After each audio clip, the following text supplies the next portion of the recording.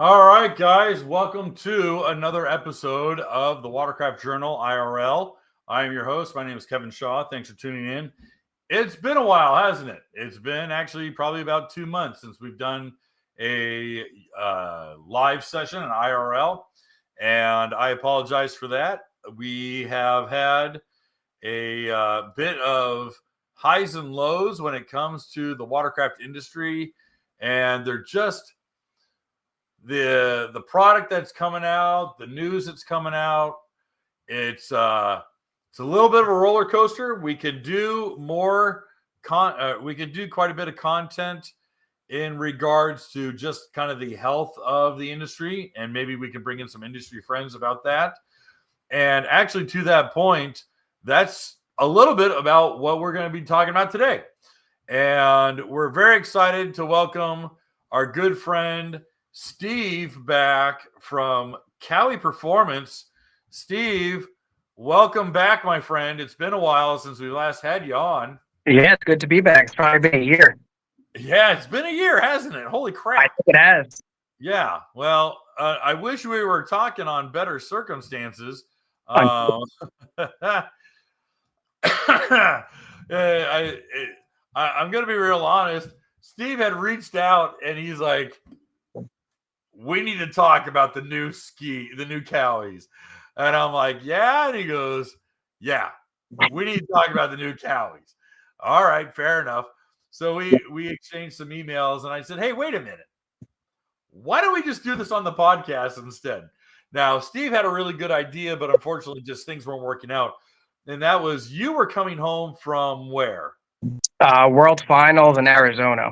You had gone to World Finals. So how many days were you there? We were there probably about 10 days, actually. Holy wow. Yeah, we drove. So I was about 3 weeks. So we drove from New York to Arizona, did our thing over there, and drove back. So that's when I contacted you. I'm like, hey, wait, I'm going to be passing through Tennessee. Man. So I felt really bad because Steve had a really great idea. He goes, hey, man, why don't we do the podcast in person? He goes, we can sit down together. And I'm like, man, that'd be really fun. But then I realized, I'm like, I don't have double microphones. I don't have a nice table. I'm like, I don't have a studio set up like, Joe Rogan or something like that. You could have done green screen. I know, but still. But then I spent all day at the machine shop today. It was a little bit of a nightmare. I rushed home. I got home about, actually a little less than an hour ago, set up everything and got Steve on the horn. I said, all right, here we go. Sorry, man, but we're doing it live now. So for all you guys, I apologize. And to Steve, I apologize. I loved the offer. I loved, the idea of having you in person. It just didn't work out this time. There'll be next time. There'll be a next time. Yeah, maybe next time. Maybe I need to get some actual furniture down in here and some extra mics, and maybe I can invite people down to the home office. Well, as I teased a little bit, I'll see if I can't cue it up, is Steve and I were, I think the right word is commiserating over the recent rollout by Kawasaki of the 2026 Watercraft. And I'm going to bring it here on screen. Excuse me. I'm actually going to share my screen so that we can all kind of go through it. Here we go. Share screen. I assume they didn't send you one yet. No, I think it is very unlikely that I'll be getting any of the new machines anytime soon. That's sad.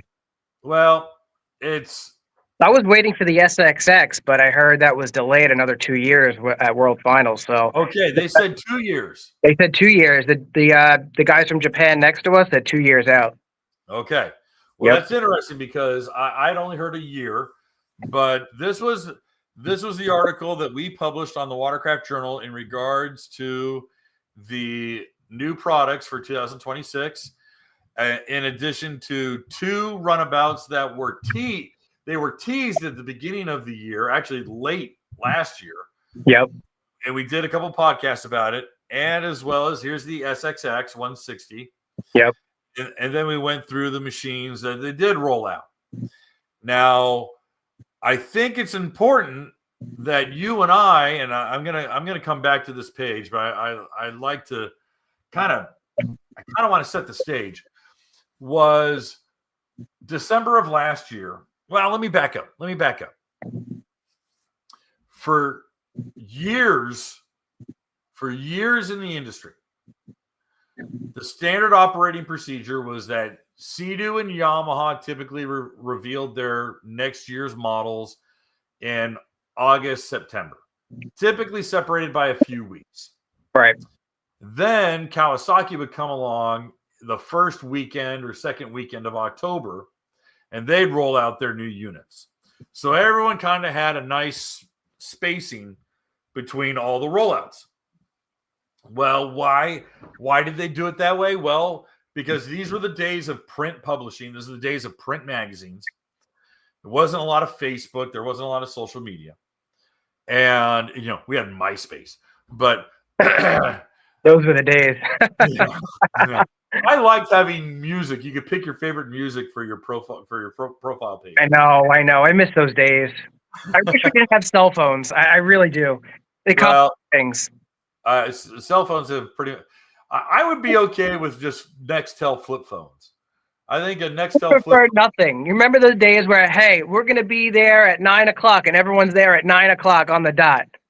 I prefer now. It's like, oh, I'm running late or there's a problem. No, you had punctual friends. I never had punctual friends. Yeah, we did. Who's bringing the whiskey? Who's bringing the liquor? Well, that's a different story. But the reason why they did rollouts like this was that they wanted all the media to be at the press releases of these new units.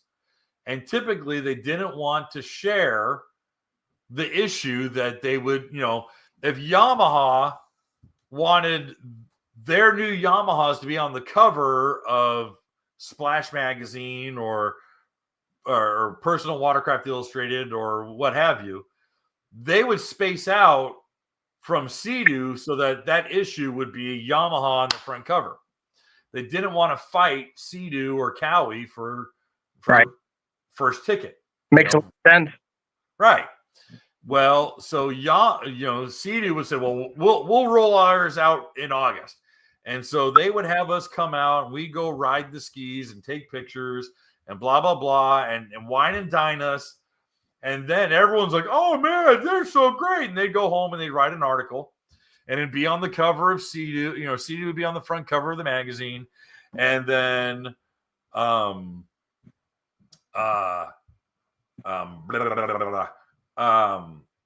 they'd have a big, 4-page, 5-page article.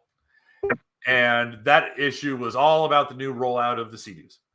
Then the next issue would be all the rollout about Yamaha, all the new Yamahas that are coming out.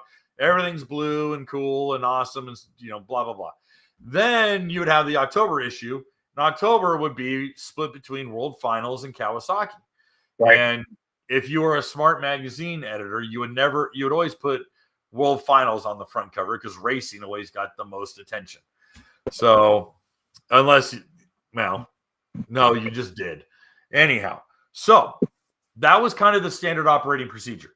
When the paper magazine started to die, Yamaha said, well, why the hell are we giving Sea-Doo any space? So suddenly they would bump up their releases. Then eventually the manufacturers said, well, why are we doing media releases? There's no more media. So they just started doing the rollouts with the dealer meetings. Meanwhile, Kawasaki was still back in October. And Yamaha and Sea-Doo were getting closer and closer and closer and closer and closer together. So much so that this year, Sea-Doo did their rollout on Sunday night, and Monday morning, Yamaha dropped theirs. Wow. Day after day. Wow. And it's like, that's close. Well, no one's getting any attention. The Yamaha, the problem is that when there was print magazines and when there was an open conversation, the Kawi guys, the Sea-Doo guys, the Yamaha guys, they would all talk. But now it's like, screw you, I'm a Sea-Doo guy. Screw you, I'm a Yamaha guy. Screw you, I'm a Kawi guy. And never the two shall twain. Right. So it's a different atmosphere now. It's not what it used to. Totally different. Yeah. Hatfield McCoys. I don't even want to go to your group. I don't even, if there's an open group, it's too full of Sea-Doo guys. I don't like all the Sea-Doo guys. Screw them. Oh, okay. And you're just like, sometimes you want to go see, hey, the other manufacturer has something cool and neat this year. I mean, let's go check it out. I mean, come on. Yeah. Oh man, that's good looking. Oh, that's cool. Whatever. Oh, I see that Yamaha is using Kawi green or whatever. Yep, like the 325. That was a big rollout. I mean, who wouldn't want to check that out? 100%. So then in the last 2 years, Kawi started doing something really weird. Kawi started doing 2 rollouts a year. Their dealer meeting would be back. Are we including that surprise rollout that nobody knew about? You're hip to this. So dealer meeting was what, like the end of January or into February, and it'd be down in like San Diego, Mission Bay, and all of a sudden they go, "Hey, we should tease the dealers with something cool and new." Well, I get a heads up, and they go, "Hey, Kevin, why don't you come out and we'll introduce you to the new Angler." I go, "Angler?" They go, "Yeah, it's our new fishing jet ski." I said, when's this coming out? I just did the reveal for the 2025s. And this was like January of 25. And they go, "Oh, excuse me, 24. I'm a year ahead." So I've already done the rollout for 25s, and it was the end of 24. And they go, "Oh, no. 23, 24, 25 was the year for the Angler." Excuse me. So I'm 2 years ahead. I don't even remember. Yeah. Was it? So they fly me out to San Diego. Was it 24 or was it 25? Well, it was introduced in 24. Okay. In February of 24, I do the video. I walk around the damn thing. I check it all out. I do a big live thing, Facebook Live, whatever. I'm walking around filming it. And everyone's like, "When does this come out?" I go, "Next year." And they're like, "What do you mean next year?" I go, "Next year. It's not available." Like, "Oh, okay." So that entire 2024 model year, people are walking into the dealership going, "Hey, where's the jet ski? Where's the fishing Kawi? Where's the fishing Kawi?" Doesn't exist. And the dealers have no idea because dealers can't, half the employees at a dealership can't find their ass in the dark with both hands. That's a fact. And they don't care to know anyway, and they don't want to know. It doesn't matter. They don't care. So the sales guys, all they know is whatever new product comes in, they got a pamphlet or cheat sheet, and they read off the index card and they go, "Okay, I'll go sell that." Mm-hmm. It'll do whatever the hell the customer wants it to do. Oh yeah. Will this go 90? Oh, absolutely go 90. And it runs on plutonium and it'll do your laundry for you. Oh, okay, thank you. It's the most reliable machine out there. Just get it. Right. So you got dealers who don't know what the product is. You have customers who don't, and you have me that goes, "This is all they've given me." 2025 rolls around, and at no point does corporate say, "Hey, it'd be a good idea. Why don't we get about 4 or 5 media guys and put them on this stupid Angler and have them do videos or articles on it?" Nope. So they get no press. They get nothing. 2025 on the new ski for that year. Nobody knows anything. Nobody knew anything about them. Nobody knows anything about them. It's like no one knew they were out. Even so, you go on their website to look for it, it's hard to find. Right. So no one knew the ski was out. No one had put their foot on. No one had thrown their leg over one. Don't get me wrong. I'm not a diehard fisherman. I'm not. Okay. Whatever. Greg Gaddis, he's a fisherman. Jerry, he's a fisherman. Go get the Gaddises and go have them jet ski fish. I don't see any content creators. I don't see Pro Rider. I don't see PWI. I don't see Watercraft Journal. I don't see anybody. JD's Waterworld at the time was a diehard Kawi guy. They don't ask Jared to go out and ride. I know. They don't get anyone to go ride the new ski. They and don't they sit there and they go, care to reach out to anybody about anything. They don't care to reach out to anybody about anything. They're asleep at the wheel. They don't even know what's going on. So at this time, I reached out to a couple guys I knew at Kawi. And I go, what the hell's going on? They start laughing. I'm curious. They're like, dude, I am literally riding the count. I am watching the countdown clock on my retirement. I am just watching the clock go. I've got X amount of days left, and then I'm out of here. I'm like, are you serious? And they go, yeah. I go, what's going on? And they go, there's no one in that building who rides motorcycles or jet skis for fun on their own on the weekend. That's really. You know what? I had one of the reps in here, the East Coast reps in here, probably a while ago at this point, a year ago. And I'm like, oh, what kind of jet ski do you ride? He's like, oh, I don't ride a jet ski. I'm like, what? Huh? Shouldn't you have one of everything, or at least have something on the side so you know how these things handle or what the problem is or something about them? Like, can you even tell anybody like, hey, this jet ski will do 65 miles an hour? I mean, any information? Like, come on. Nothing. So, it's scary. Well, what's funny is that when I first, and this is, of course, I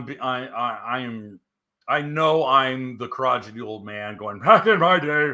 I know, I get it. We're not making fun. Back in like 06, 07, I walk into the Irvine building and they're all blasting freaking Rage Against the Machine. They're all blasting Nine Inch Nails.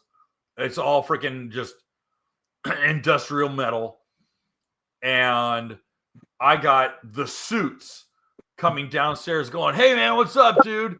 They're like, you want to go out for tacos? And I'm like, what? And they're like, yeah, let's go grab some tacos, bro. And I'm like, oh, it's all Southern California. And they're like, yeah, dude. Oh, yeah, bro. Okay. I'm like, all right, sweet. Let's go get some tacos. Okay. And all of them are like, hey, bro, what are you doing? What are you doing Thursday night? I go, Thursday night? I don't know. And they're like, we all load up the panel trucks and we go down to Dana Point and we go ride. Jet skis. Corporate. Wow.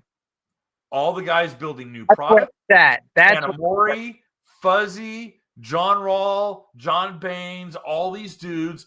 They all jumped in the trucks.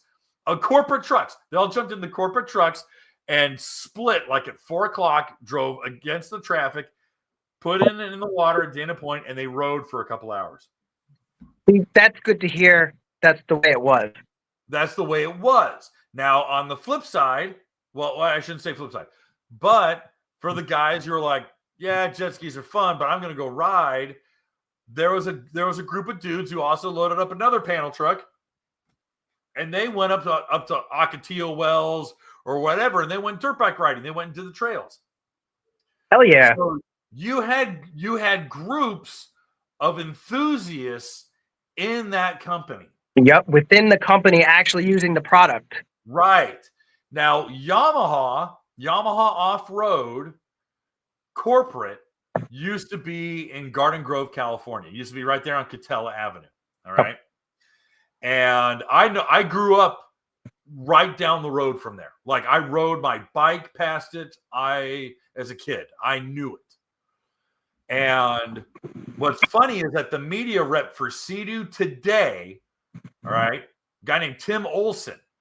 Tim used to work in that building for Yamaha. Tim and I literally one day I was talking with him and I said, tell me about working on Catella Avenue, in the Catella building. And he's like, dude, it was like being a roadie for your favorite band. Wow. He goes, people will be like, hey, change of plans. No one's working Wednesday. We're all going dirt bike riding. That's sick. What? And they're like, push your meetings back a day. We're all going riding. That's sick. Can you imagine that? That's sick. And that, I mean, for a 19 or 20-year-old, you're like, dude, I'm in heaven. Hell yeah, let's go. Let's go. This is everything I've always wanted. Mm-hmm. And that's the way the corporate culture was in that building back in the 80s and 90s. Right. And that's the way it was at Kawi. Now, I don't have very many stories about Quebec for BRP. I don't. But I do have some stories of the testing centers out in Melbourne, Florida. Okay. For Sea-Doo. And, and I got these from like Tim McKercher and a couple of the dudes who were there when they were testing product. And they would do suicide testing. They would do like 10-hour, 12-hour longevity testing, where they just go out and basically, like, Tim McKercher was in college when he first started with Sea-Doo, and they basically gave him the lanyard and they go, break it. Beat the crap out of it until it stops working. Break it and then fill out a report. And he's like, okay, you're going to that's actually pretty cool. Find me a 19-year-old who wouldn't jump at the chance to be like, KTM motorcycles going, here's the keys to that bike, break it. That's sick. Right. Don't like, me, I'll break it. Yeah. It's like, hey, we're going to hire this kid out of engineering school to go work at the Corvette plant in Bowling Green. Here's a new C8 kid. Wad up the engine. Yes, sir. Get like, out. Yeah. You don't have to pay me. I'll work for free. Yeah, seriously. So anyway, that's the way the three were. And because it was full of enthusiasts. Right. I have it as a fact that at least in Yamaha and Kawi, except for a couple gray hairs, they're not full of diehard enthusiasts, and the corporate culture is not like, dude, we're all riding this weekend. Come on out. That's sad. That's really sad to hear. And how do you not test and ride your own product, even though you got to have a good, you have to have a good, work life, and these guys need to be well equipped to answer questions and ride them vehicles and everything. Like, come on. Well, there's a difference. All right, so like Bobby Kearns. Bobby Kearns he's a racer. I've known him for years. He's a really cool guy. He's now working at Kawi. All right, and he's a product tester, and he goes out there and he flogs stuff. Right. But there's a difference between the guy who's the corporate flogger, and then from the top down, people going, you riding with us this weekend? You riding with us this weekend? You joining us this weekend? We're all going riding, dude. Hell yeah. Right. And when it's like the secretary, your boss, the HR director, the head of product development. Drop what you're doing. Let's go riding. Let's go. Everyone's a bro. And that's what Yamaha used to be at Kittel Avenue, and that's what Kawi used to be at Irvine. From everything that I've seen personally with my own eyes. Zombie just walk down, hey, I hate my job. Well, it's a job. That's what it is. They could be selling tennis shoes.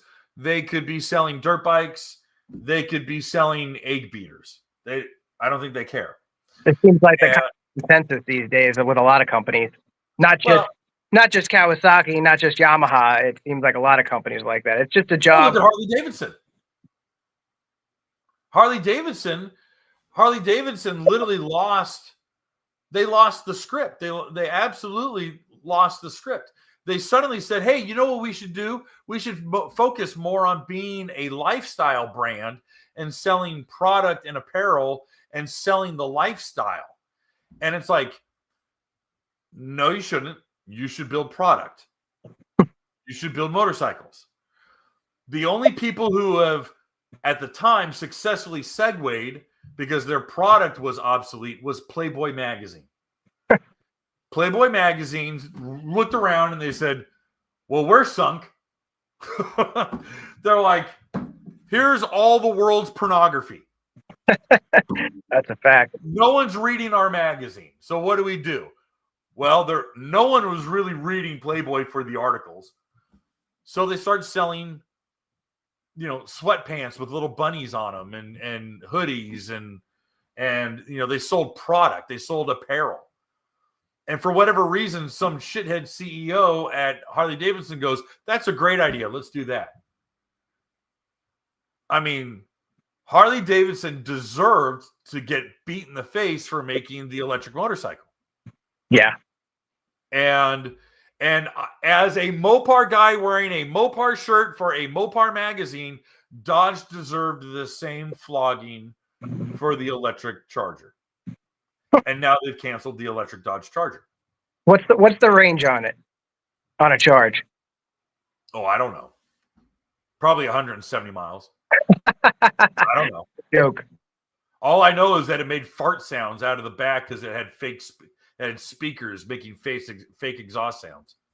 That's sad. It's very sad. And they literally tuned I shouldn't say tuned. They programmed the computer to insert fake lag to give the perception of shifting gears. I'm like, what are we doing? This is insane. What are we doing? What are we pretending to do here? Hey, if it's an electric car, it's an electric car. I'll tell you what, I've driven a Plaid. I've driven a Tesla Plaid. It's the fastest car I've ever driven. It's pretty quick. It is the fastest car I've ever driven. It's an electric car. Have I been in a gasoline-powered car faster than a Tesla Plaid? No. But guess what? I also don't want to microwave a steak. I will take 15 minutes and pan fry with a stick of butter and salt and pepper a steak instead of throwing it in the microwave for 3 minutes. Yeah. So tomato. I get full either way, but I prefer one way over the other. Now I got dishes I got to do and I've made a mess, but I'd rather have that version than this version.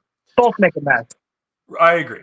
So with the Kawi thing and going back to topic, and I know I'm talking, I'm not really giving you a shot here, but we'll get to it. My point in all of this was that everything begins with corporate culture. And I want to emphasize that the corporate culture is not there. It's Sunday school. It's your Sunday school lesson that the foolish man built his house upon the sand. And there's no foundation underneath these product lines. There's no diehard behind it. Yep. Dustin Farthing, despite his success and everything that he is doing with the race team, is not the decider for what product is coming out of Yamaha. Of course. It's not racing. The IGSBA and world finals and the race scene is not dictating. And I'll tell you what, Hydro Drags isn't even dictating what product Sea-Doo is making. There's influence, yes, but it's not dictating it. Maybe. A lot of guys, they put so much money and so much custom stuff into this stuff. It's not feasible for the manufacturers. Maybe they'll get some pointers here and there, but that's it. Right. The 325 leapfrogged a lot of things that guys who are racing Hydro Drags were doing. And it's like, wow, they're paying attention. But then you also look at it and it's like hot rodding has always influenced manufacturing. Right. And modification, aftermarket mods, street racers, all this has always had an influence. Right. And suddenly they realize, manufacturers will go, oh, that's a great idea. We need to incorporate that. Oh, that's a really good idea. We should probably do that too. That's it. They're watching. Yeah. But it's not charting the course.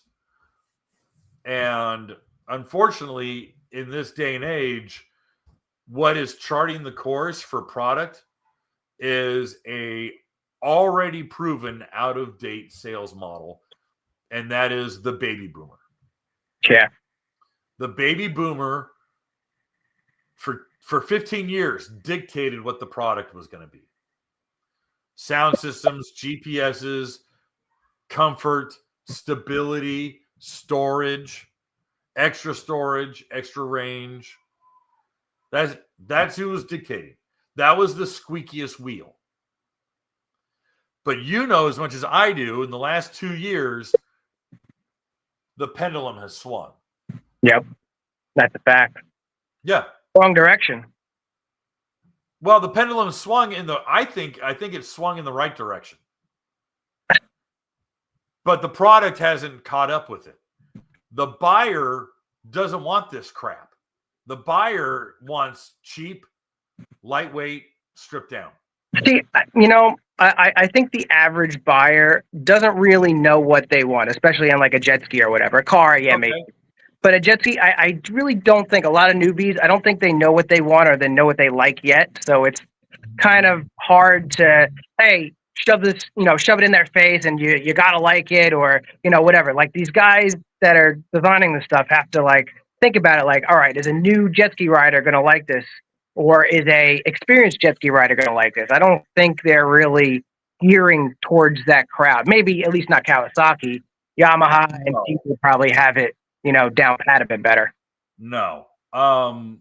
What I see as glimmers of light is the Jet Blaster Pro. The Jet Blaster Pro is everything the Trix 2.0 should have been. I think that Spark Trix, I mean, I don't really care about doing wheelies. I just don't. I don't either. But a performance one-seater, that's what I like. Yep. They got a Spark that's a one-seater. Somebody's paying attention.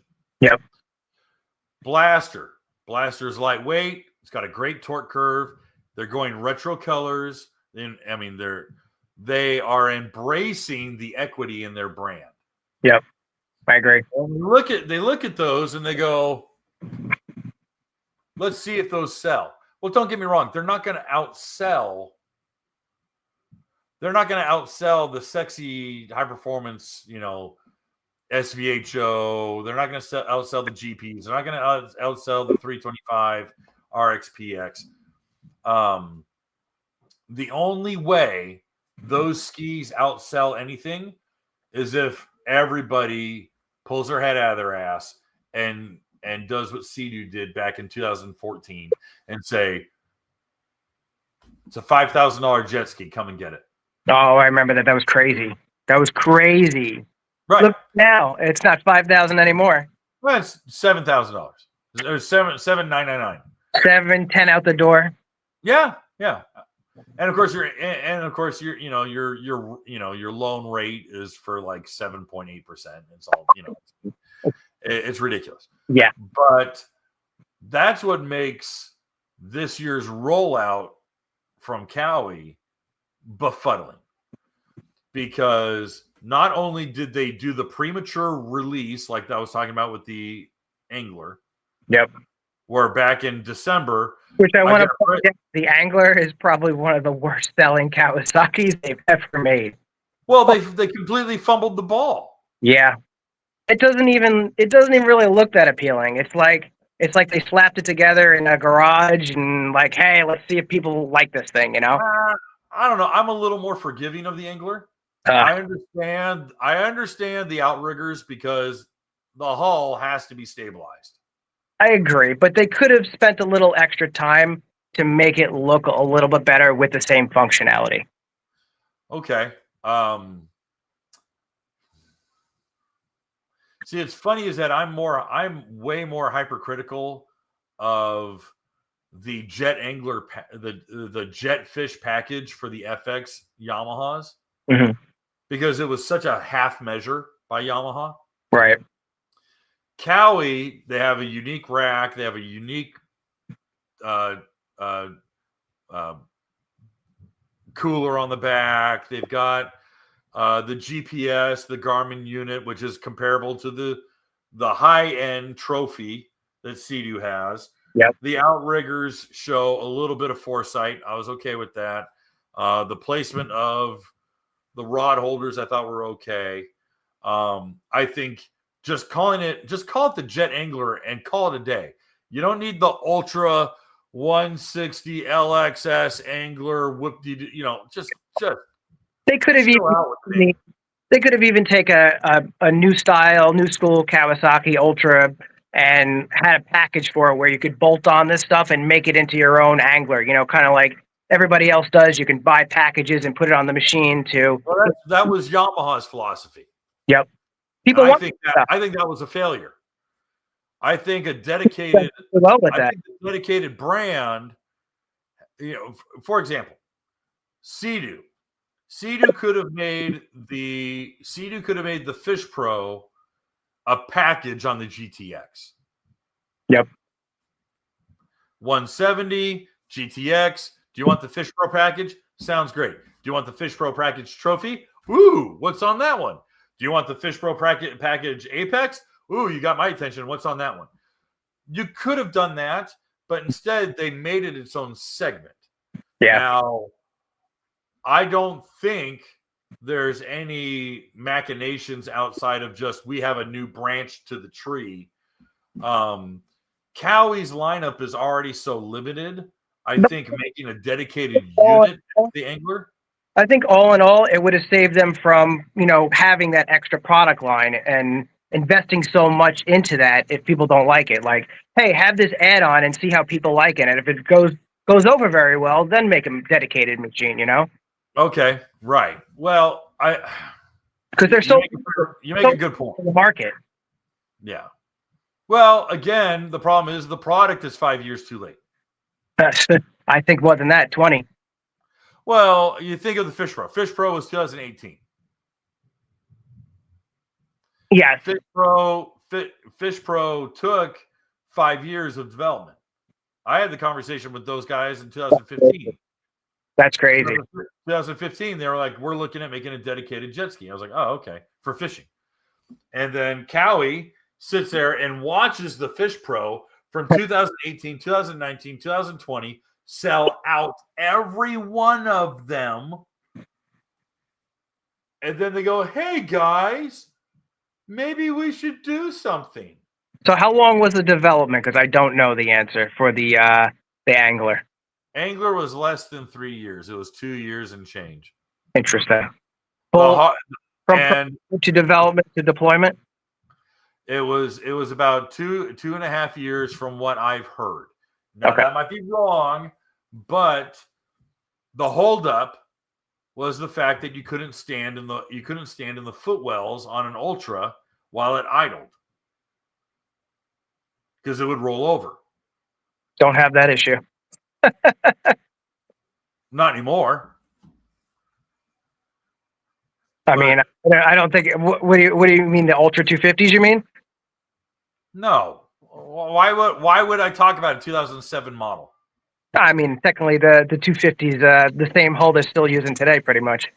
Yeah, but again, let's kind of keep it on target. So they're looking at their 310s with all the the headlights and all the other garbage that they've thrown on them, with the stupid extended deck, which I despise. And they go, hey, we have to be competitive with Fish Pro. Now, what was the holdup? Was the fact that it's a 22.5 V angle, and it's going to lean over if you weigh anything over 185 pounds. So they had to put the outriggers on them, and the outriggers need to be developed, and they need to be sturdy enough to stay on and not rip off out in the ocean. Right. Thus far, I've not heard of any failures on the Ultra Angler, but I haven't really heard of anyone using it. Yeah, I haven't really seen many people. They try and dump them at the dealership. I haven't really seen anybody buy them. Well, the problem is that dealers oftentimes have a gun pointed at their back, going, "You're going to buy one of these or two of these. If you want to pick up X amount of units, you have to pick up one of our new ones." Right. So they're kind of, they got their hands tied behind their back, especially with Kawasaki, who's got the worst dealer network in the country. Oh, it's horrible.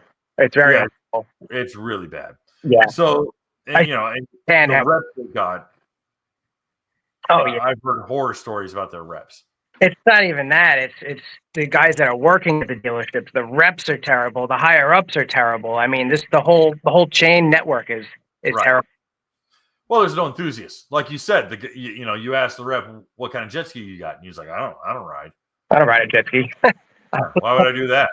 Come on, I drive around my Audi S4. Oh, okay, cool. Thanks, bro. So nice, man. So back in December, I get a press release saying, "Hey, help promote the SXX." Right. I think this is a idiot. I mean, I honestly think it's an idiotic offering. Why so? What's that? Why do you think so? Well, first, they're clearly trying to mine a little bit of the X2, right? Right. Of course, it's literally the fact that it's an open tray instead of a centerpiece. Right. A centerpiece. Right. Humorously enough, and their SXR sales aren't so great. So SXR sales are in the toilet. They move freaking less than 200 a year. Yeah, I think they just put it out for the racers, really. So humorously, you look at Unlimited PWC out in Japan, he makes a full deck. Yep. That is you literally decouple the deck, pull it off, put their deck on, and it's a fixed steer with a center seat. Yep. Oh, well, wait a minute. That's fantastic. It looks like an X2, and he calls it the, X2 160 or whatever the heck he called it. Yep. I saw that kid. Yeah. That's pretty cool. Hey, I'm like, okay, if they licensed his mold and said, we're going to pay you for licensing for this mold and have a different hood on it or whatever, take that to the bank and use that. But instead, they just change the hood and the handle pull and go, yeah, it's an X2. I'm like, no, it's not. And it's what, almost 3 years in development? I mean, come on. It's crazy. Ridiculous. It's crazy. And then, no joke, they roll this thing out. Sorry, I'm sucking on a cough drop right now. I apologize. I'm not trying to be rude. But what blows my mind is a day or two after I get the press release for the SXX 160. Yep. Terrible name. Everything is quite a mess with them lately. I know. I'm sorry. I'm trying not to be so. I'm trying not to be so harsh. Don't worry. But pictures start coming in from Thailand, from King's Cup. Yep. And Kawasaki has this massive tent, and it's all the 2026 models that just rolled out. That nobody knew about. I go, what the hell is this? What a surprise. I reach out to Josh Dowling down in Australia. I go, Josh, what's happening? He is erupting. He's laughing his ass off. He goes, Kevin, it's a barn fire down here. We have no idea what Kawi's doing. He goes, I've got photographers. He goes, I got guys with cell phones sneaking in. He goes, we're trying to get all the information on these things. And I'm like, why am I promoting this stupid fixed steer stand-up when they've got a full lineup and the return of the STXR? I don't get it. I don't get it. What the hell was that about? I don't get it. The single most valuable name in performance runabouts, the STXR, they slap it on a 160 horsepower bloated black and green STX. I know. I have a real STXR here, which they should have done, which I still don't understand why they haven't done it yet. It's tearing my insides out. It makes me so mad. I know. That's when I contacted you. I'm like, I saw these new models, the ones that they released, and I'm like, what the hell is going on? I'm like, if I don't say something about this and we don't talk about it, nobody's gonna know about it. They're probably not listening anyway, but nobody's gonna know about it.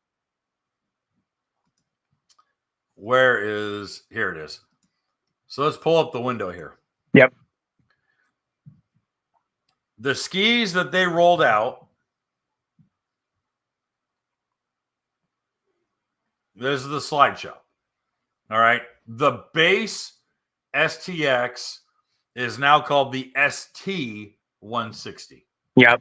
And mind you, they did not have anything but the LX model in the new Gen 2 at the World Finals. They had stock with 2025 on the VIN, not the new stuff. Right. Typical. So the ST is basically a stripped down. It still has the manual reverse, but it's got the same powertrain as everything else. But it has the old throttle control system. It does not have the new fly-by-wire software. Does not have the KSRD. Does not have the what's the? I bet you the new models they're gonna fly through this old stock, and all the new stuff's gonna be like with the KSRD and everything. Right. I bet you. So this is basically the current unit. Yep. The 25. So this is the same as the 2020, pretty much different color scheme. Pretty much. They changed the hood. They put that splash deflector on so it won't rip the hood off. Yep. But that's about it. Yeah, everything else is pretty much the same. Right. This is the Ultra. They put some pretty cool colors on the naturally aspirated Ultras. Yeah, change with that. I have my gripes with the new Ultra style as well. I refuse to buy one. Yeah, it's just a nightmare to work on. It really is. Is it really? It's an absolute nightmare to work on. Just to take the fuel pump out of that machine, you're probably looking around like just over an hour to get it out. Then you got to do all your work, and then probably about an hour and a half plus to put it back together. The old machines and the STX 160, like the Gen 1, I could have fuel pump out in about 10 minutes. No way. Yep. What's the obstruction? The console is made in two pieces, so it kind of separates. You can kind of see me. It separates like this, and you have to take all the screws out, and they all use the knurled plastic insert screws. So a lot of times they get stuck in there. The screw spinning in the plastic. You can't get it. It's an absolute nightmare. And the trim itself on the side has these rubber push kind of like tabs on there, and they always break. It's just whoever thought about this was really not thinking about somebody actually having to work on this. The dealers don't even want to. Yeah, it sucks. I guess you haven't screwed with it. Sucks. I guess you haven't screwed with it. I have not taken one apart. I have not modified. I have such little desire. I have as much desire to modify an Ultra today as I have the desire to modify the Lexus RX 350 I've got in my backyard right now. I'm surprised you haven't had fuel pump issues on the one they gave you. No, I've never. I actually haven't had a single failure on it. I'm surprised. The fuel pump is the #1 issue on all these new models. The STX 160s, the 310s, the Ultra LXs, STX 310. I'm sorry, the Ultra LXs. Yeah. These new models, they use the plastic fuel pump with the tank UT35 in there, and they literally just flow enough to keep that machine running. So bags get clogged out the pump, and voila. From a car moving forward. Ridiculous. This is the STX 160. I believe this is the 160X, correct? I think so. It does not have the headlights. It has the provisions for the headlights. but it's just the It's just the entry 160X. So it means that it's got the brake in reverse, which is the slowest responding brake in the industry. Mm-hmm. Even with the revision they made. I didn't know they made a revision. It still doesn't work. It still doesn't work. It's faster, but it's still not so great. This drags. Yep. Now you did a little video, and it was actually really informative. Was that the new hood has the gas shock? Yep. But it also has that dog leg bracket. Yep. So the combination of the shock and the dog leg bracket actually eats up a lot of the storage room. Yep.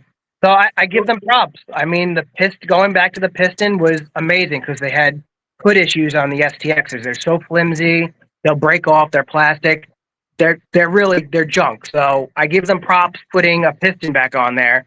But they use the same piston from the 12F. Like, I guess they have hundreds of thousands of these freaking things around. So they use the same piston from the 12F. They could have just made a longer piston and they wouldn't have had that arm come up. Come on, it boggles my mind. Oh my gosh. No, they bought it wholesale. They went to Costco and got a whole pallet full of them. Dude, they do something great and they ruin it. Oh my goodness. So here's the back shot. It's got the boarding ladder. It's got the mirrors. Yep. How's the glove box on it? Glove box is much better than the current Gen 1 STX 160. It's longer, but it's a little narrower, but it has more room. The Gen 1 STX has literally room for your phone. That's it. Right. Now, but see, what's funny is that the Gen 1 also had the little storage bucket in the back seat. Yes. And they get rid of it with this. I don't understand why. So that's confirmed. They did get rid of the storage tub in the back. They did. I don't know if the rear camera was in the way or something, but they got rid of the tub in the back. Wow. I know. And it still has the room. Like, you could still fit a tub in there. I don't understand. But they put the stupid see-through door. They put that stupid plastic door in there. I don't understand why. Why would you need that door for the back? I don't know. Maybe you want to reach underneath and check your oil. I don't know. Oh, Lord. Okay. I was actually nervous when I took that back seat off. I'm like, oh my God, when I take the main seat off, I swear there better not be an engine cover. And I took it off. I'm like, oh, thank God, there's no engine cover. Right. So now that's the reason why they didn't give us any under the seat pictures. They were afraid. Yeah, they didn't want the media seeing it and getting heat from the angry ginger talking about freaking why would you cut free storage out? Not just you. I said it loud and clear on my video. No, well, you can't. You can only hide it for so long until someone puts their hands on the damn thing. I know. All right, so there's the seat. Does the seat still have the little, slide it up and lock it in place? Yep, still has that. Yep. Okay. Yep. So that'll make it really, really convenient to check through your clear plastic flap door to see your water box and check nothing else. Yeah, you can check your starter solenoid too. Yeah, there you go. Woo! Mm-hmm. So there's the dash pad. So there is the jog dial for the dash. Yep, that's for the whole display. Yep. Okay. All right. So they put it up underneath. Yep. Interesting. Okay. Well, I guess they do have the rope pocket, which is decent. Yep. Doesn't look that arbitrarily. Doesn't look perfect, but it's better. Right. Well, at least it's there. They didn't cut that out. At least. All right. So here's our new giant bulbous heavy nose. You have an LX picture on there? The LX will come. We're just going through the this is just the X. Because again, they don't have the LXS. They teased it, the yellow one, but they're not coming out with the LXS. Yep.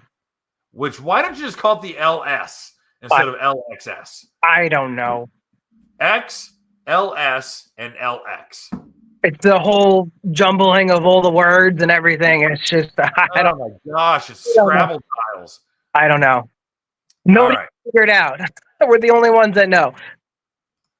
dude. I'll do the job for free. I will literally help me. Let me save Kawasaki. Will you sign a petition? I'm trying, man. I'm trying to give them all the tools to help make their product better. It's they got to listen. All right, here's the LX, the 160 LX. Yeah.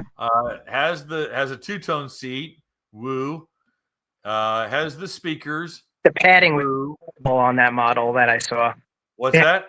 The padding, like the foot padding, was terrible looking on that model that I saw. The carpet? Yeah, not the carpet, the padding for on your feet.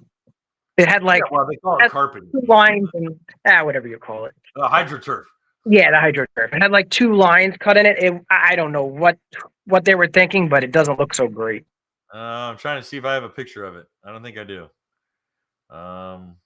Probably not. He might have a overhead. Well, it's got the camera. Oh boy, we're so excited about the camera. It's got the meter visor. Woohoo! That excites me. Unfade. Yeah, it has the same speakers as the. Okay, so it doesn't have the 4S. It just has the Jet sounds. Yeah, it's just the Jet. It's the 160 version of the Jet sound. Right. Okay. It's a little small. And it's got the same control pod that would be up on the old, which I think is a terrible position too. We have to stick your arm all the way forward to adjust it. I agree. They have it down here like a Sea-Doo.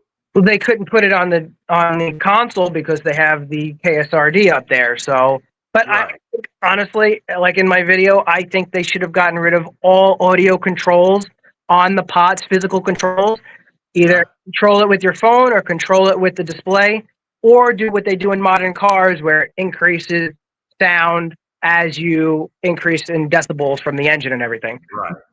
Why can't we get into the new age of technology and do shit like this? Like, come on, guys.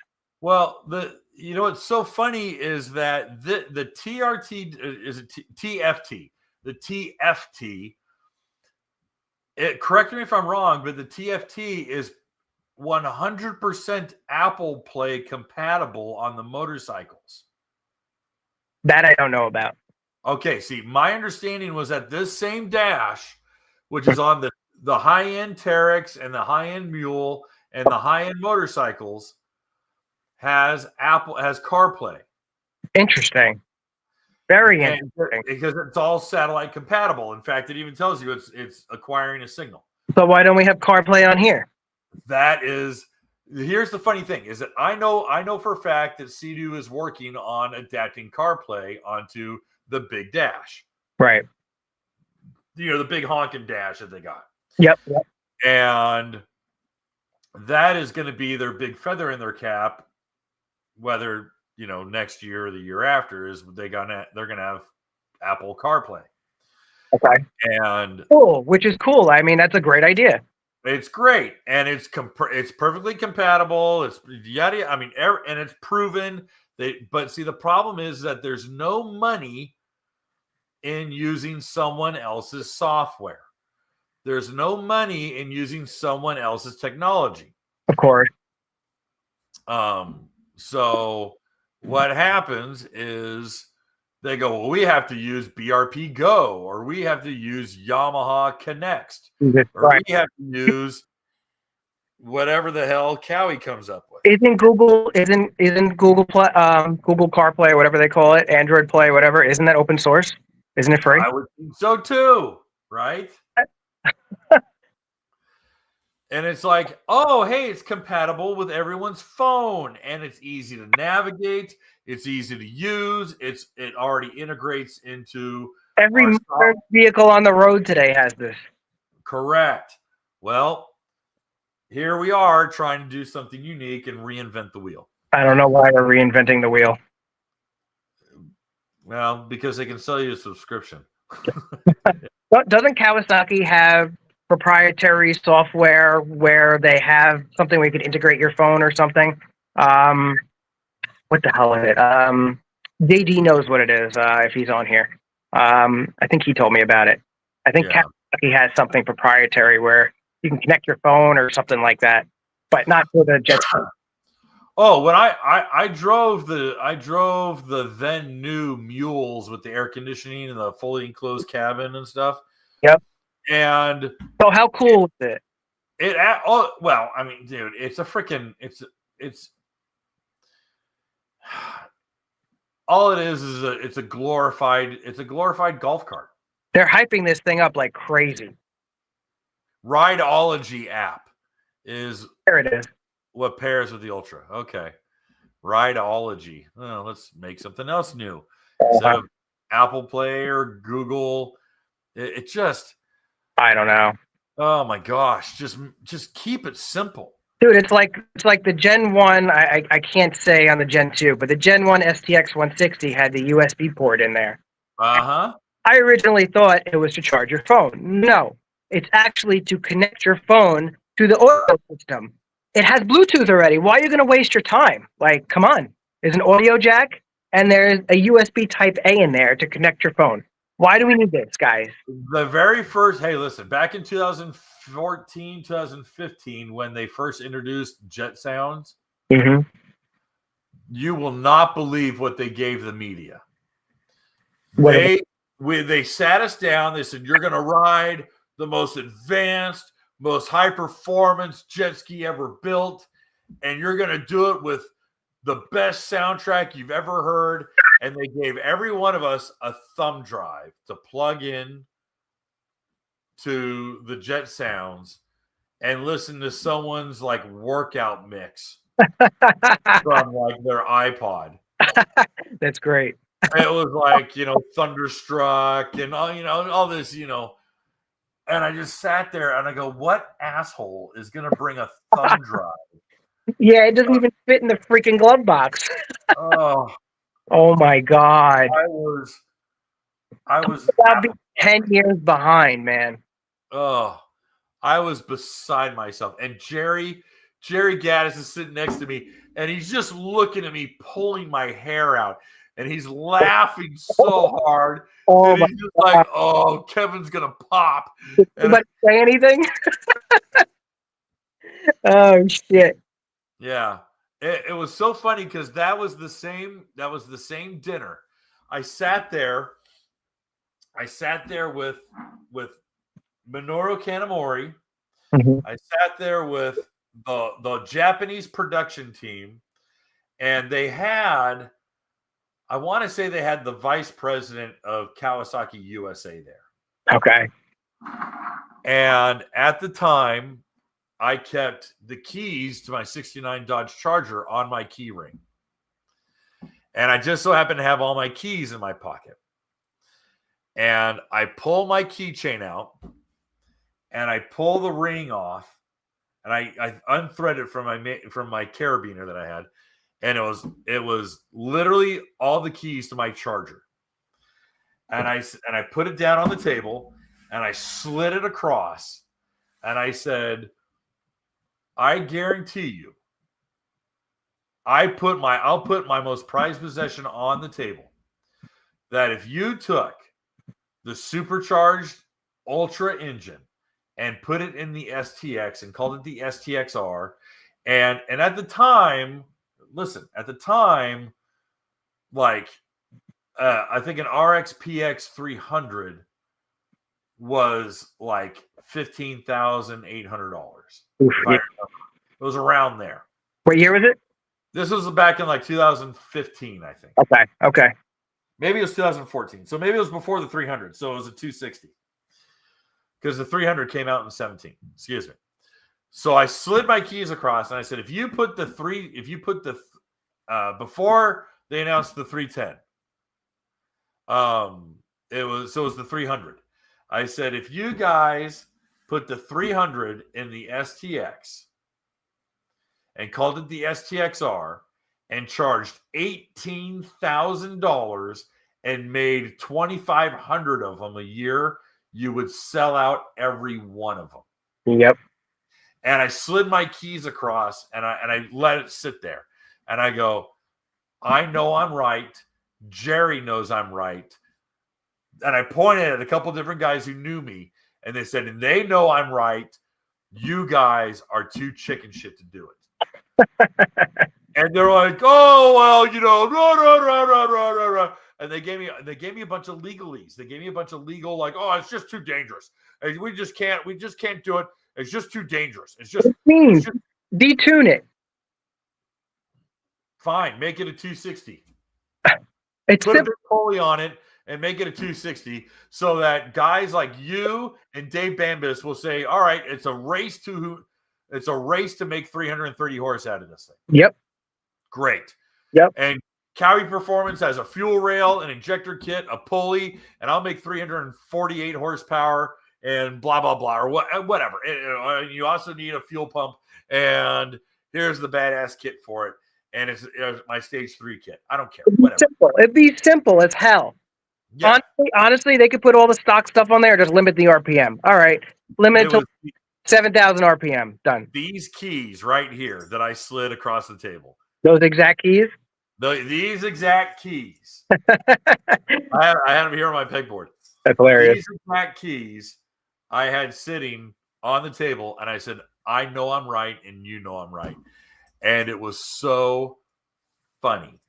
And Jerry can attest to it. I mean, it happened. And I'm like, you guys need to step it up. Yeah.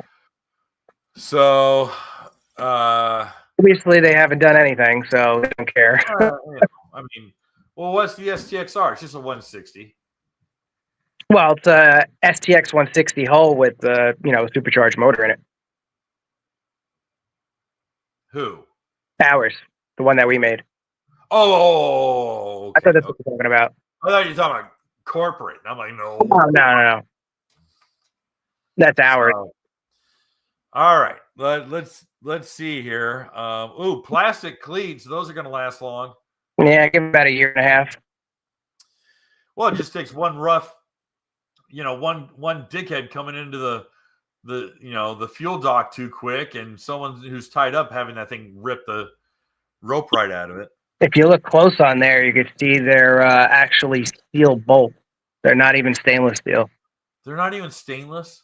Nope. On the outside? Nope. Same bolts used on the new 310. Those large pan head zinc plated screws or aluminized screws that they love to use. Fantastic. Try. There's no trying, man. Just try. Oh Lord. Okay, there's the shock, and there's the swing arm. Yep. Fire extinguisher is kind of in a cool spot. Oh, that's nice. It's out of the way. Yep. Besides in the back bucket that they removed. Yeah. Hey, credit where credit's due. At least they did that. Yep. We got headlights, marker lights. Yeah. Whee. Okay. They love to leak and break. I heard they filled with water. Mine fogged. I had one that fogged, but it quickly drained out. They leak around the seal too. So the behind the light is terrible. It's not even really a waterproof connector. The pins love to rot just from not even salty air, just moist air. It's just a nightmare. I will give it to them. It looks cool, but it's just not practical. All right. So here's the question. What about salt water? What are we looking at for corrosion there? What, for the lights? Yeah. It's really, I mean, they're a sealed plastic headlight unit, but the connector itself is not really watertight at all. Are you seeing failure in the lights? Absolutely. Really? Okay. Oh yeah, they're not going to last very long. I mean, they may last a year. They may last less than that. I mean, you'd be lucky to get more out of that. More than that. I got a question. Apples to apples, how much more does the STX LX, this one, weigh over the previous STX LX? That I don't know. I'd have to look it up. I'm sure it's probably 100 pounds more. I would almost wager because of how heavy the plastics are, the cladding is on this. Yep, and the extra KSRD and all the equipment and all that. Yeah. Yep. Well, they put Lord. the 310 sponsons on this, on this model, and that was like one of the first things I noticed. They didn't put the smaller STX sponsons on it, so maybe they thought about that, and they needed the extra stability because of the weight. Maybe. Yeah. I hate these. I hate the trend of the extended deck. It's not my favorite, but it's added plastic, it's added drag, it's added buoyancy in corners, and for what? 3 inches? I have. I'm sure you do too. I have pros and cons with it. Does it look cool? Maybe, but I think like the only big benefit is you can put stuff on the track in the back, so the gas can and a cooler and stuff. But otherwise, practically, for guys that just want to go for a ride, I mean, I just don't think it's necessary whatsoever. I think you could very much do without it. I never had a problem putting a cooler or extra gas on the back of a jet ski. Me either. A pair of motorcycle straps and I was good to go. Yeah. PWC rack, you could put a rack on the back. It fits on there. A PWC rack would work on there without the stupid plastic back extension. Yep. Before Link, I could put a cooler on the back of a jet ski with no problem. Apparently, there's so many mouth breathers out there that can't put anything on the back of a ski without there being a dedicated locking system that they're like, how do you put cooler on back of ski? Oh, it's insane. Actually, I'm guilty of that. I had 2 gas cans on my 310 when I was in Florida, and one flew off in the water. It wasn't tied down good enough, but at least we got it. It just aggravates me. So now everyone's like, I got to have an extra 65 pounds of plastic that fills up with water every time I ride so that I feel like I've got more storage room. Oh, Kawi Joey, look at can you see the comments here? No, I can't see him. Oh crap. Here, let's see if I can't put him on the screen. Look at Kawi Joey's comment right there. Can't even afford Chinese stainless steel screws. No, the next one, the bottom one. Oh wow, look at that. 976. What's the Gen 1? Does anyone have specs on the Gen 1? Oh, I thought that was the Gen 1. Oh, he's talking wet versus dry. Oh, okay, that's different. Okay, crap. I thought he was talking about Kawi Joey, is that Gen 1 or Gen 2 your specs there? Yeah, I think he's looking it up. Okay. I'm curious. Yeah, somebody look it up for us. Hey, by the way, I don't know if you knew this, Steve, and I could bring up old pictures. In fact, I think I will just for shits and giggles. They took all of the same photos and changed the colors. What? They didn't even take new pictures. No way. Give me a second. All right, now I'm curious. Yeah, give me a second. I'm loading up here. No way. Dude, if I'm lying, I'm dying. I'm telling you right now. Holy cannoli. Yeah, let's see here. Okay, here's a new. Oh, look at that picture with the green one right there.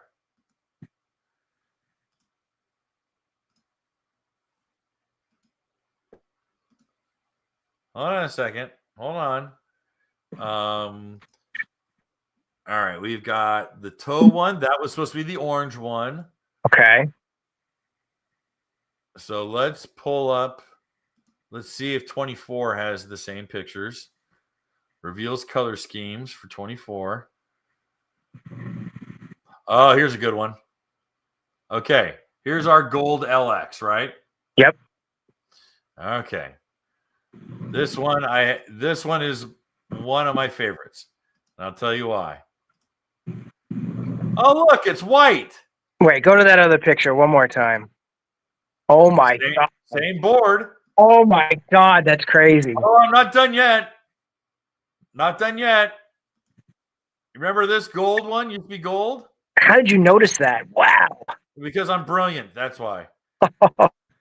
Same year, Oh, 2026, they God. used the same picture twice. So photoshopped. Oh my God. They're freaking. They couldn't even take real photographs of their skis. That's crazy. They used the same picture twice in the same year. Oh my God. That's pretty bad. Wow. Phoning it in. I'm dumbfounded, just so you know. Talk about phoning it in. Now, this picture is one of my favorites because see the orange one, how it was orange? I showed you that picture before. Yep. Let's go back. It's the same blonde guy. Same blonde dude right there. I think this is our picture. No. Yeah. No. Hold on. No, it's not that one. It's not that one. It's this one. Silver and red? Yep. Orange. Oh my God. Silver and red? Orange. Dude, that's crazy. Yeah. Screwed up. That's really screwed up. They couldn't even take new pictures. No. Oh, I want it. There's one that is so good. Yeah, here's gold again. Here, hold on. Kawi Joey put some. Gen 1 was 864.4 pounds wet. And I can't see there. I can't see what he put before.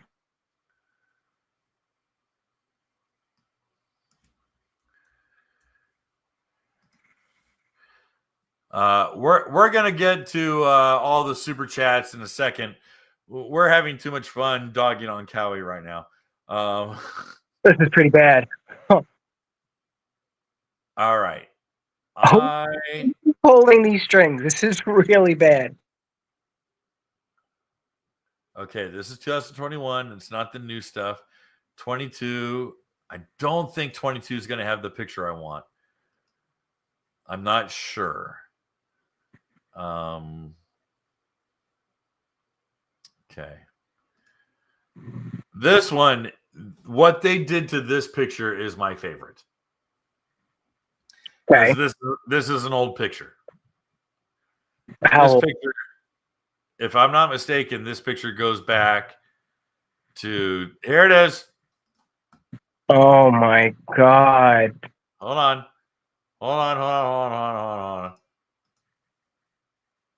It's here. I got to find it in the gallery.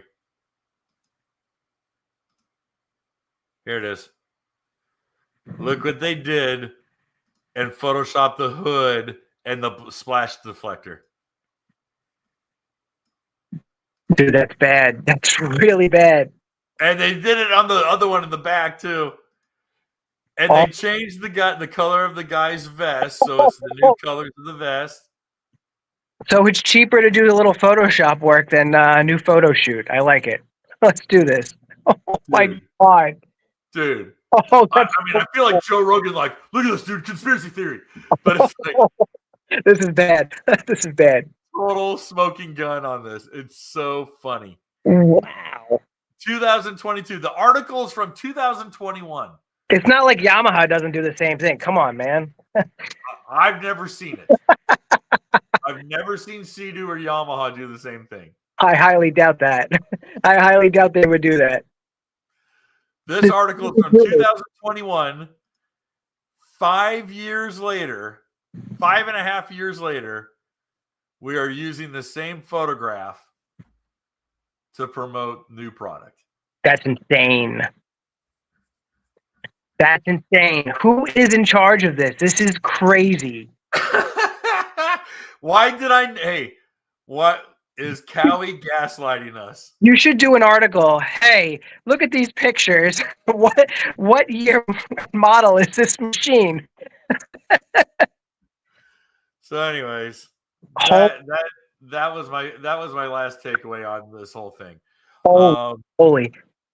Steve, we got some super chats. We got people who paid to actually ask us questions. Are you down to hang out a little bit longer and answer questions? Yeah, let's roll. Cool. All right, let's we'll bring these up. Stu says, I have Monday night Bible study, so I'll ask this and hear your response tomorrow. Why does Watercraft, being the least of Kawi's sales, make them think it's okay to not even give an AI-generated BS response to jet ski owners when we email about manufacturing defects? You want this one, or you want me to answer it? Oh, I'm done talking. You go right ahead. All right, fair enough. I really think there's nobody home, and their customer service department is either non-existent or overseas of some sort. But I don't think there's anybody home, because you're not the only one that's said something about that. JD's reached out to Kawasaki. We've reached out to Kawasaki. I'm sure half the dealerships have reached out to Kawasaki with pretty much crickets of a response. So, Right. I don't think that they're equipped to even handle this, or it's out. There's no infrastructure. Yeah, there's nothing. It's not that they don't care. I'm sure they care to some degree, but they're just not. They're asleep at the wheel, pretty much. I agree. Yep. Yeah, I don't think there's any infrastructure in place to even answer people's questions. Yeah, I agree. Yeah. All right, we got one from Die You Fool. 2021 Spark installed a Riva Stage 2, and everything was great until I hit a huge patch of duckweed. It's like oatmeal in size, and since then my low-end performance is trash. I removed the entire prop, and it looks fine. I mean, that's all you. I don't work on those. Well, I would pump, but he clearly says it's not. But well, I don't know the problem is that it's hard to diagnose what my low-end performance is trash means. And you might have dulled the leading edge of your impeller. It might not look like damage, but it might have blunted it. If it was a Kawasaki, I'd say excessive clearance, because that'll definitely influence your low end. But I don't Not wrong. I don't know the to-dos. Same story. You might have excessive clearance. Yep. Whatever it's supposed to be on that, I don't know. Right. It's not an open loop system, it's closed loop. So unless the stage 2 kit made it an open loop, otherwise you might have had something in you might have pulled it up into and circulated it through your cooling system. Now the exhaust is an open loop. Would it not throw an alarm though if it had a restriction on that machine? That's a good point. You might have it optimally would have thrown a code. But I would go with excessive clearance, honestly. Just check spec is and put feeler gauge in there if you can. And I mean, I would say that's what it is, because low end on a Kawi is going to be excessive clearance. You're going to have pitiful low end. It's going to cavitate like crazy, and top end will be relatively the same. Okay. Hey, that's great. All right. Cali Joey came in. He writes, hey, Steve, I ride mostly offshore and would like to upgrade my STX to an Ultra, but the 5-year known fuel problem that hasn't been fixed is a turnoff. Would still recommend a new Ultra in 2026 or no? I mean, it's a very tricky slope with these new machines. The fuel pump is really no longer an issue because we do have the mod kit for it. So we can fix those potential fuel pump problems if you take care of it bright and early. But there's a lot of other things I don't like about the new machines. They have wire harness issues, connector issues, the console, pain in the neck to come apart, to take apart. I mean, there's a lot of other things that mean you're going to have those issues. No, but it's a tricky slope, I would say. But we do have a fix for the fuel pump that is just as reliable as the old stuff. So we're using the new style fuel pump, the old style fuel pump that was in all the Ultras and the early STXs, and we're using them in the new machines with a retrofit kit. So. Dude, you could find a low hour, totally smoking. I would say what? When did they go back to a better piston? Was it 16 or 17? Well, do you want an Ultra 310 or an Ultra LX? It really does. Okay, if he wants a 310, then I mean 19 would be 17, right? 17 to 19. I mean the piston problem is very sporadic. I mean, I would stick 17 to 19. Right. Yeah, you don't want the hyper-eutectic piston. I'd go to a 17 through 19. Now, what's wrong with 20? 20 as well. 20 is okay. Okay, because they made the change for 22, right? I forget. I have it written down. I just haven't looked at it in a while. I forget exactly.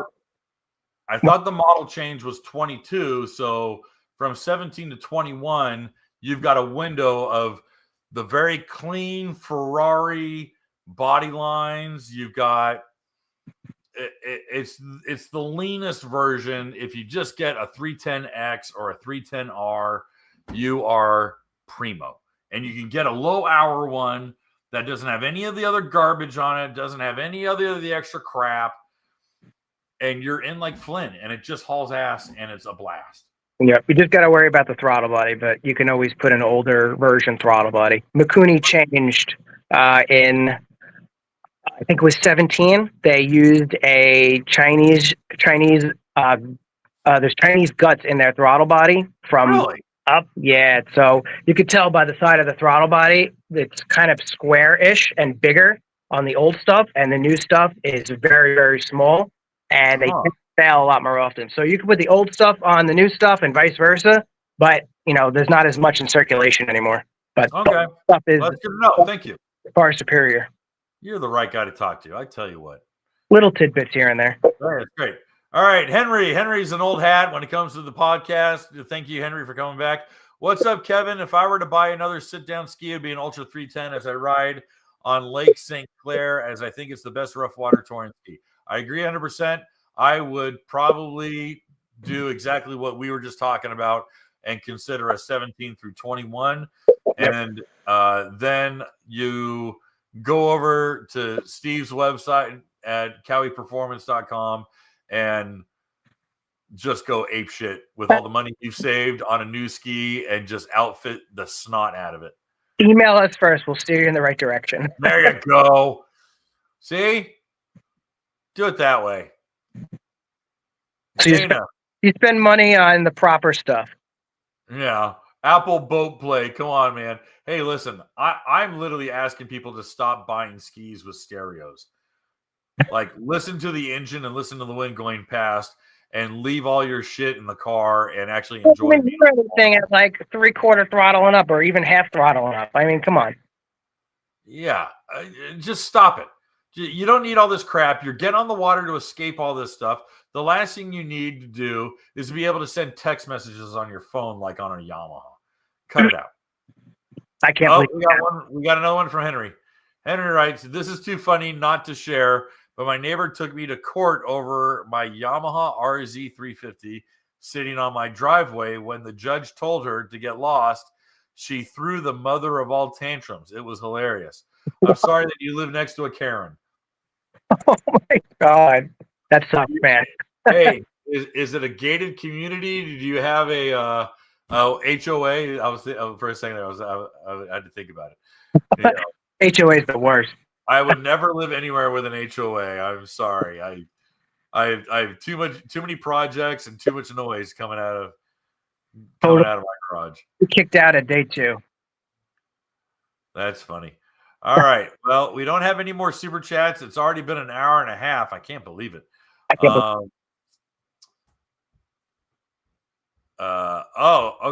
JD did say that 2022 new model, 2020 they began changing the Japanese components to Chinese. 2019 was the best year in his opinion. Got it. Henry says, "Do what I did and get a stand-up." There you go. Go do that. If you can ride a stand-up, you can ride everything else. Not in the ocean, man. I'm not going. Well, you're going to earn it. You're going to feel it. Yeah, you're going to earn it. I'll tell you that. All right. Well, hey, Steve, thank you so much for being on the show today. For you guys who want more out of Steve, especially in regards to next year's Kawi models, we have an article coming out. It's going to be on Wednesday on watercraftjournal.com, written by Steve, and it's his take on these new machines. And more importantly than that, Steve, where can people find you? Pretty much Facebook and Instagram is going to be very difficult, so I'd avoid that stuff. So directly on our website or give us a call. We're in 6 days a week, Monday through Saturday. Your website and the company name, will you? Yep. So kawiperformance.com. You could email me info@kawiperformance.com or give us a call 631-529-4736, and I'm extension number 2. Very good. As you guys caught, if you've been listening to the podcast, Steve knows way more than I could ever, especially on the technical end, especially when it comes to material product and troubleshooting. This guy is honestly an encyclopedia. I'm not blowing smoke. This guy honestly has wowed me and had answers at the ready. He's the right guy to call. Like we were saying to Henry, why don't you drop him an email or give him a call, and he'll walk you through everything you need. I don't know everything, but I know quite a lot about the Kawis. There you go. Very cool. Well, guys, thanks again for tuning in. I'm glad that we were able to have a crowd tonight. It was a little bit of a short notice, and again, we've been out of practice for a couple weeks. So thanks again for tuning in. If you haven't already, hit the subscribe button to the YouTube channel. Also, go over to Cali Performance's YouTube channel. You're going to want to give him a follow because he does his updates as well. And then also, he will give you a little bit of kind of an inside glimpse as to what they're doing at Cali Performance, as well as new products, stuff like that. And lastly, if you haven't already, why don't you go over to watercraftjournal.com and subscribe to the newsletter. That way you don't miss out on any of the articles that we publish every day, Monday through Thursday, with a free newsletter on Fridays. All right, guys. Thanks again. Have a great weekend or a great week. It's only Monday. Oh, it is Monday. And